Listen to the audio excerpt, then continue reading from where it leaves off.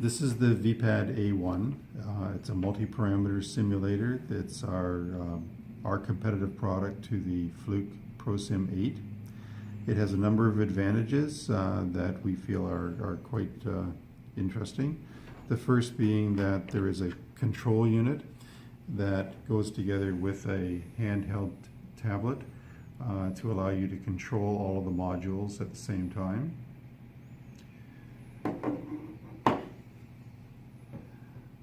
The unit itself consists of the control unit, a multi-parameter simulator, and this is equivalent to the A1. So it provides the ECG outputs, temperature, cardiac output, invasive blood pressures.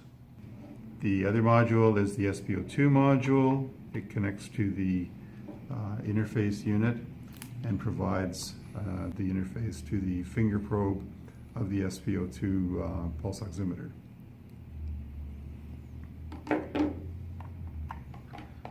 The third module is the NIBP simulator module, which is here. It has a built-in pressure pump. It senses the pressures and it generates the pulses necessary to simulate the different SpO2 simulations that are required. It also allows you to do static pressure testing, air leakage testing for the NIBP unit itself, and some other small additional pressure tests. The unit is a modular system, so the unit snaps together.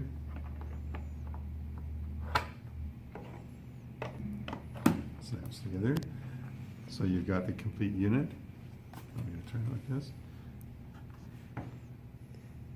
So you've got all the access to all the different connections that you need here. You can also expand the unit. This is the DACOM bus, so this allows you to connect to the vPad ES safety analyzer or potentially other devices in the vPad line. Is the IBP, SpO2, power connection there. And then the NIBP hose connects up to the input here. So when it's in operation, you use the tablet to control the device. You can make changes to a number of the different parameters. ECG is the first, respiration, temperature and cardiac output, invasive blood pressure, SpO2, and NIBP. The system works on the basis of auto sequences and auto settings. So auto sequences are a series of auto settings from each of the different parameters that you've got in the system. So for instance, if you went to ECG, you can simulate a number of types of waveforms, such as normal sinus rhythm, arrhythmias, pacer pulses, fetal ECG signals, performance waveforms, and others, just by simply selecting the value. So if we go to normal sinus rhythm, you can adjust the axis that you're going to look at. You can adjust the amplitude, the rate, artifacts, and whether you're in adult or neonatal mode. And once you've made a series of settings for this particular ECG simulation, you can then save them as an auto setting. Simply going into the edit mode, it gives you a summary of what the settings are, and then you can give it a file name so that you can recover that later on whenever you're doing setups. When you're doing a test, in this particular mode, the way it sits right now, it would be creating an ECG waveform on the monitor. You can read what the monitor is saying and then press the result button, and it will give you the opportunity to record the results. If you can change the output or the result information, it's shown in a dark blue color. So for instance, we've set the amplitude at 1 millivolt, but maybe we're getting 1.5 millivolts as part of the result. So you could go in and you could change that. So that would be the result, and we can say that that's a pass or a fail. I'm going to say it's a fail, and if I view the results, then I can see what the information is for that particular test.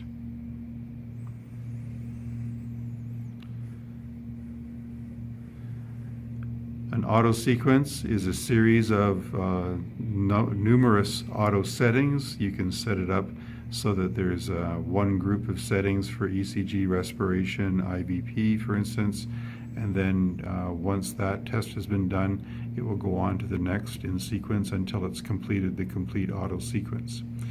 Once we've set up the different auto settings for each of the different parameters, we can choose an auto sequence, and we can create one from scratch, or we can edit an existing one.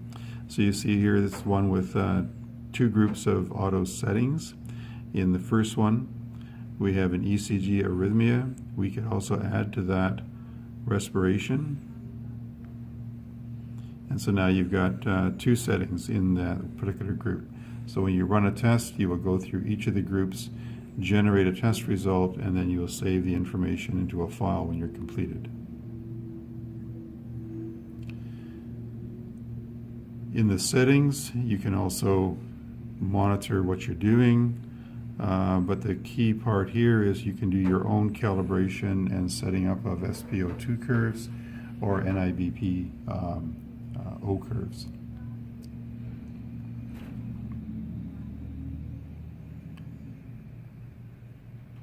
In SpO2, for instance, here you can choose different manufacturers.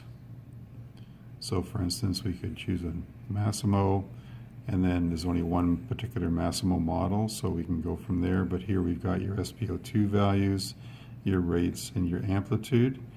You can see these buttons are quite comprehensive. You can do a number of different things. If you wanted to go through a table, this is your own preset table. You can create whatever values you want in this table. The one that's currently selected is the one with the orange bar on it. If I choose a different one, it'll go back and it'll set that value here.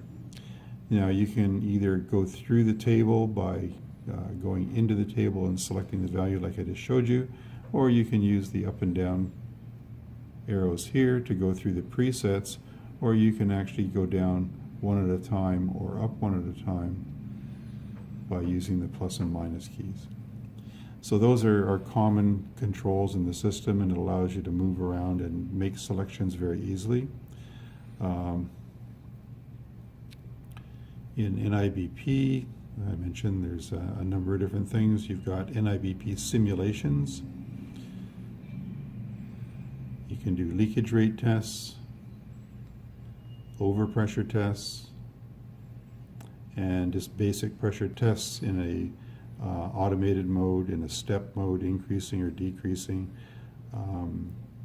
or you can do a manual pressure test. And from any of these, you can start the test, get the result, store the result, and then generate a test report file in the end.